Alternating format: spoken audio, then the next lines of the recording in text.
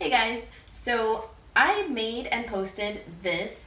It's called a reverse canvas in a couple different Facebook groups online, and it got a really big response and a lot of questions. So I thought I could help answer some questions by doing a quick video tutorial. So I'm going to do a really quick design and show you how I do it from start to finish, but I also wanted to show the supplies that I use. So this is what a fancier one looks like. This was a birth announcement from designbundles.net. I'll put the link down below.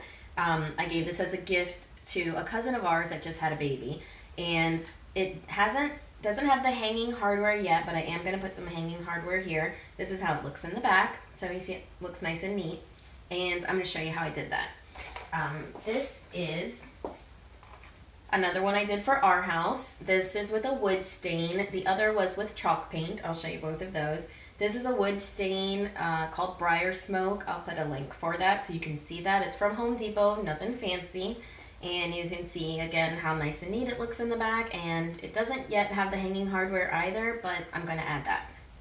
So what I use is these. This is a 9x12 size. They sell multi-packs of these at Michael's. This is how they look, front and back.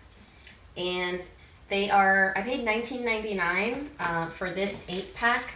It's like a Artist Loft brand, 8-pack, $19.99. But I didn't pay $19.99. You either use a coupon or they go on sale all the time. So do not pay full price. Wait till they go on sale. Buy a few packs if you think you're going to make a lot of these.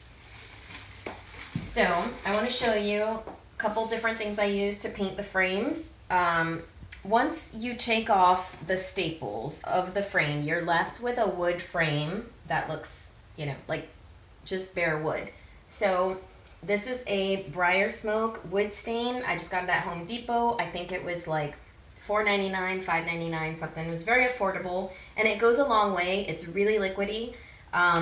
It's still almost full, and I've made a bunch of these, so that will go a long way as long as you keep it capped. The pink frame, I used chalk paint. So I just used it with a sponge applicator, nothing fancy. One of these, they cost like 10 cents each at Walmart or, Michael's. You can get them really cheap. So that's what I use to apply them. I try to keep it really simple. I have toddlers. I don't like to spend a lot of time doing these projects. Some other tools that you will want to use, most of these I got at Home Depot. This is an Arrow staple remover. It is to remove these heavy-duty staples, and I'll show you how I do it in just a minute. It makes it really fast. Get yourself a heavy-duty staple remover because you will save a lot of time and headaches trying to remove heavy-duty staples. This I also got at Home Depot. It's a box cutter. I use it to cut my vinyl. I also use it to cut the canvas. I'll show you how I cut that down to size. I use pliers because a lot of times you only get like half the staple out, so I just use a pair of regular home pliers to pull the rest of it out. I use an X-Acto knife as my weeding tool. It's my favorite. The blades are super cheap, easy to replace. I pay $1.99 for replacement blades, a pack of 5 at Home Depot. I don't recommend getting them at craft stores because you're going to pay a premium. Home Depot has them for $1.99 for the pack of 5, and if you use them to weed, you put a lot of pressure on the tip, so you'd probably be replacing them more often than usual. I also use a Sharpie, which is my favorite tool, and I'll show you what I use it for in just a few minutes. And then this Arrow little handheld kind of power staple gun. It's 1/4-inch staples in here, and again, Home Depot. But it's not as heavy duty or as violent as the regular staple guns, but it does have quite a bit of punch, and that's what I use to staple the canvas back onto the frame, which I'll show you. I use heat transfer vinyl, so my heat press is turned on. I have used adhesive vinyl, but I find that the heat transfer vinyl works better. I don't have to do anything to the canvas, and it's a lot easier for me, especially with intricate designs like this that would need a lot of weeding with adhesive vinyl. I have used adhesive for other things, more simple projects, but I prefer the heat transfer. Okay, so I'm going to start taking these staples off. So basically, I wiggle this in there. It requires quite a bit of muscle. And if the whole thing doesn't come off, I just fold it back and I pull it off with the pliers at the end. Okay, so I have pulled up all of the staples. This is what I use my pliers for because a lot of times they just come out unevenly. So I just grab my pliers and pull out. Now, I'm not a handy person. I'm not someone that uses pliers all the time. I'm probably using them incorrectly, but don't judge me. I just grab it and pull them out. Seems like this is probably how they used to pull out teeth back in the day. Now, just use caution because they are sharp staples. Also, keep track of them if you have little kids at home, like I do. You don't want to let them fly all over the place.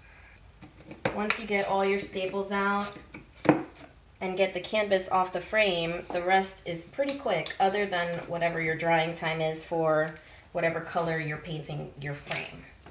So the wood stain takes, when I say the wood stain takes a good 2 hours, I like to put it outside. Yesterday it took about 2 hours to dry. The chalk paint is a lot faster. I think it takes about an hour. So obviously I do that part first and then let that dry as I'm making my heat transfer design. There we go. Okay, so that's off. Now I'm going to pull this off just to show you what it looks like when you pull it off. So there's your frame, and then this is what your canvas looks like. This is the front, this is the back. You can use whichever side you prefer. People use all types of sides. It's crafting, so it doesn't have to be perfect. Okay, so my Sharpie is one of my favorite things to use because what I do is I open this up, I leave my frame centered in place, I use my Sharpie, and I draw all the way around my frame. And I find that this gives me a really good result when I go to cut my canvas into the right shape. One last tool I use, this is a quilting ruler. I use this because it's the only one I have. There's probably a better way to do this. I just use what I have at home so that I don't have to, spend extra money. So what I do is I go in about a 1/2 inch, somewhere between a 1/4 inch and a 1/2 inch of, where that blue line is. So I just line it up here. I make sure it's straight. See, I've got the line going right down the middle of my numbers. And that's when I use my box cutter. Be careful. I just cut straight line down. You throw that away. Do the same thing all around all 4 sides. Now, this is going to take some trial and error based on what you like. This is what I like. So you can see it's very consistent all the way down the edge. I like a nice neat square. You want to use a ruler when you do this because you want it to look nice and neat. If it wiggles a little bit, it's on the back side, so it's not the end of the world. You can see it is mostly straight there. So this is actually a really good visual because you can see here, you can put your frame right over it and it covers the whole frame. And then when you turn it over, you can see you've got about a 1/2 inch on the entire border of the frame. That's where your staples go. So I am going to make my design and I'll be right back. Okay, so I wanted to add one quick tip. When you are designing this is a 9x12 frame, but the space inside here is not actually 9x12. So what I've done is you want to measure exactly how much space you have. So that's like 9.5 by about 6.5 inside. That's not exact science. That's more or less because you want your design centered, but you also want some breathing room around the design. What I've done in Silhouette Design Studio, I have the designer edition, just in case anybody wants to know what version it is. I have created for myself a red box that is 6 1/4 by 8 1/4. That's the size that I like for my canvas.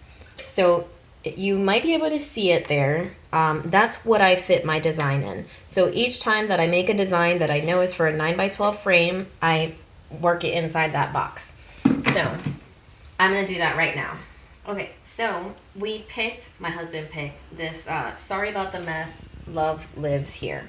So this is an SVG that I buy. I buy all of these with commercial license so that I can use them for anything that I'd like. So I'm going to show you how I just copied and pasted it over into my little red square frame. I stretch it to the right size. So this is really cute. Sorry about the mess. It's my house usually. And then I'm always apologizing, but it is full of love. Okay, so when you're working with heat transfer vinyl, you want to make sure to mirror the design. So I always flip horizontally. I move my red box out of the way because I'm not going to do anything with that. I don't actually want it to cut out. I cut my vinyl down to the right size so that I only use what I'm cutting. So I use another quilting ruler that I already had. I sew as well, so I use this to cut my vinyl. I use Caesar Easy Weed heat transfer vinyl that I get from my local supplier, GSM Florida Group, but they do sell on Amazon as well. So I highly recommend them. I'm going to put a link to their Amazon website.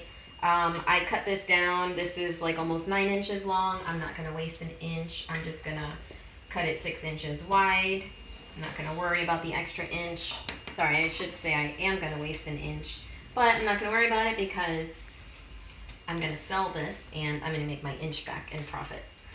Okay, so you're going to apply your vinyl with a shiny carrier side sheet down. The matte side goes facing up because we reversed it. So remember, the matte side is where the adhesive is. So you are going to, I'm not that good at this, so just bear with me. Luckily, these mats are not so sticky. You can fix it if you make a mistake. There we go. Okay, you're going to, this is a Silhouette Cameo 3. That's what my husband bought me for my birthday, I think, for Christmas. And you can see I have a very small workspace. So I move the computer, bring the computer back. Move the computer, bring it back. So I have it on my ratchet blade. That's what I have set in my number 1. It's smooth heat transfer vinyl, and I have it on the standard settings. I've had my blade on number 2. This is the Silhouette Premium blade. It's what my husband bought me as an accessory for this, and that's it. I'm gonna send it. So that's done. Took about 2 minutes. I pull that off. I know some people like to weed on their mats. I am not one of those people. I take it off. Again, I use my X-Acto knife, and I do go slow because this doesn't typically rip, but it can if you go too fast. I've been too rough with it in the past, and I have ripped it, especially when it's a lot of calligraphy or little skinny lines that can easily rip off. Okay, so I have this all weeded. Sorry about the mess. Love lives here. And there is an extra little piece. With these calligraphy cutouts, it's like so many little loopy things to weed that it can easily fall right back onto your transfer sheet. So this side is sticky. I have my canvas right here.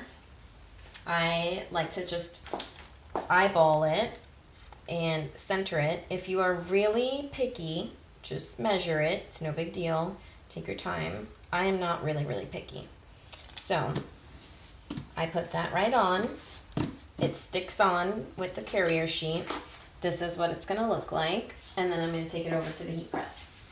Now, my heat press has a Teflon coating. So if yours doesn't have a Teflon coating, use parchment paper, put some Teflon on there, whatever you want to do. Don't put bare metal on there. It's set at 305, and I'm only going to do it for 5 seconds. So I count to Mississippi.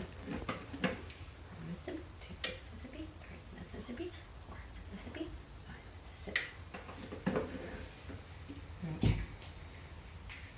You'll already see that the carrier sheet peels off really easily. It looks adorable. I'm gonna press it for one more quick second just to make sure I have a really good seal on everything.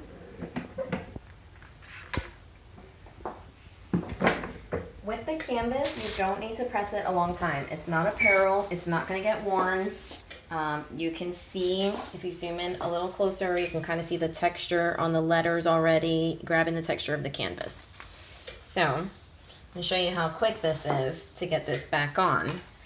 This was our frame. This is more or less where I want it. So you can see I'm not too fancy about it. I just hold it with my fingers. This is where this awesome staple gun comes in. I put one in each corner. I just smooth it down. Don't do anything fancy. Again, these are 1/4-inch staples from Home Depot. It's the Arrow brand. That's it. Simple as that. You have a beautiful, clean finish. Really cute home decor piece. Hope you liked it.